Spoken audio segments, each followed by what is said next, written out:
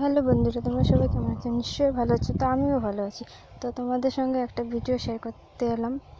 তো ভিডিওটা হচ্ছে আমাদের বাড়িতে সজনা নিয়ে এসে তো সজনা রান্না করবো। তো সেই ভিডিও তোমাদের সঙ্গে শেয়ার করবো কীভাবে রান্না করি।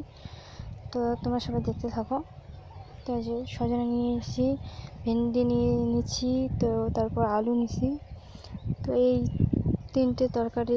তিনটে সবজি দিয়ে আমি রান্না করব। তো আরও একটা সবজি আছে, তো কালা কচু, সেটা পরে তোমাদের সাথে শেয়ার করব। তো এই যে সজনাগুলো নিলাম, নিয়ে কাটা শুরু করে দিলাম। কাটা এই সাইজেরই করব, কারণ এই সাইজটা করলে তরকারিটা একটু ভালো লাগে, দেখতেও ভালো হয়। তো কাটা শুরু করলাম, কাটা হয়ে গেছে। তো সজনাগুলো প্রায় হয়ে গেছে। দেখো এইভাবে এই সাইজের কেটে নিলাম সবগুলো। কেটে নেওয়ার পর ভেন্ডিগুলো কেটে নেবো, ভেন্ডিগুলো নেওয়ার পর আলুগুলোও কেটে নেবো।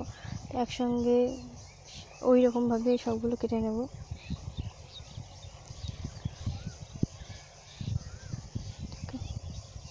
তো দেখো বন্ধুরা, কীভাবে কেটে নিলাম আলুগুলো কেটে কাটা হয়ে গেছে। তো দেখো তোমরা দেখতে পাচ্ছ কীভাবে আলুগুলো কেটে নিয়েছি।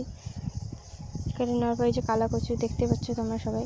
তো এই কালা কচুগুলো ওই সবজিতে দেবো, তরকারিগুলোতে দেবো। এই কালা কচুটা দিয়েও তরকারিটা হবে। তো তোমরা দেখতেই পাচ্ছ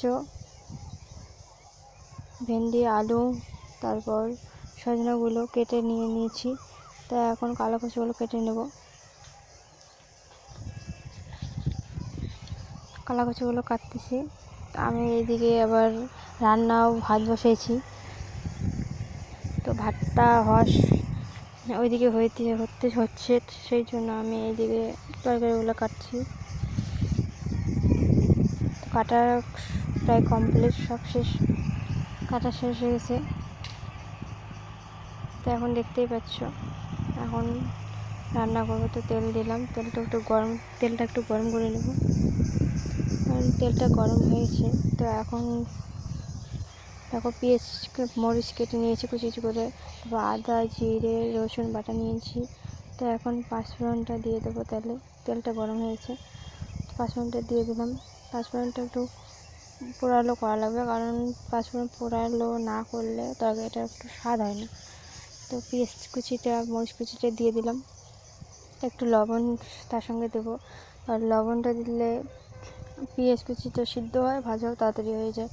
লবণ কুচি দিয়ে দিলাম, ঘাটাঘাটি করে হয়ে গেছে। তো এখন তরকারিটা সবজিটা দিয়ে দেবো। সবজিগুলো দিয়ে দিলাম। তো সবজিগুলো একটু নাড়াচাড়া করার পর লবণ একটু দিয়ে দেবো। এবং 1 চামচ লবণ দিয়ে দিলাম। তো 1 চামচ লবণ দেওয়ার পর আরেকটু দিয়ে দিলাম। যেরকম সবজি সেই রকমভাবে লবণ দিতে হবে। তো হলুদটাও দিয়ে দিলাম।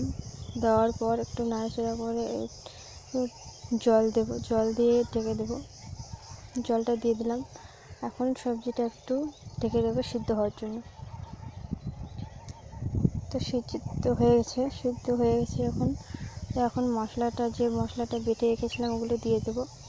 দিয়ে নাড়াচাড়া করে জল দিয়ে দিলাম। তো রসা না করলে কি ভালো লাগে। তো হয়ে গেছে, এখন নামাইছি। তো এই সবজিটা দেখতেই পাচ্ছ। যদি ভালো লাগে থাকে কমেন্ট শেয়ার করবেন। পরের নেক্সট ভিডিওতে তোমাদের সঙ্গে দেখাবো। টাটা।